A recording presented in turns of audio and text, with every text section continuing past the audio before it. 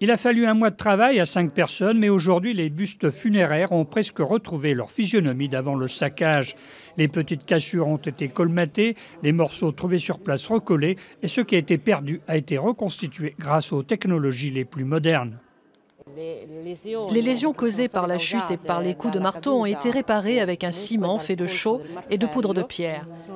Le haut du visage qui a été perdu, lui, a été reconstruit en poudre de nylon synthétique. Il est amovible grâce à des aimants. Ce que vous voyez est définitif, mais il doit encore être recouvert avec un matériel semblable à l'original.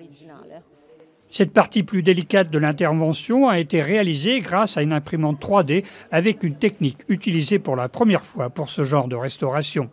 La partie préservée du visage a été reproduite comme dans un miroir. La partie manquante a pu ainsi être calculée mathématiquement. Nous avons ensuite réduit le volume de façon à laisser assez d'espace sur toute la superficie pour réaliser ce que l'on pourrait appeler une nouvelle peau. Ces 2 œuvres d'art sont les seules à être sorties de Syrie pour être restaurées. C'est le fruit de la compétence italienne dans ce domaine, mais aussi une opération de diplomatie culturelle. Nos laboratoires de restauration sont réputés pour leur excellence. Nous avons les connaissances scientifiques nécessaires et nos 150 missions archéologiques de par le monde sont la preuve d'une crédibilité acquise sur le terrain.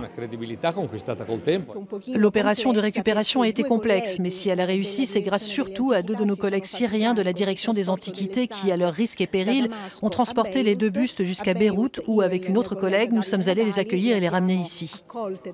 Comme le montrent les récentes images réalisées par un drone russe, les dévastations ont repris à Palmyre. Le sauvetage des 2 bustes aura profité ainsi d'une brève parenthèse. À la fin du mois, ils reprendront la route de la Syrie pour être désormais conservés à Damas.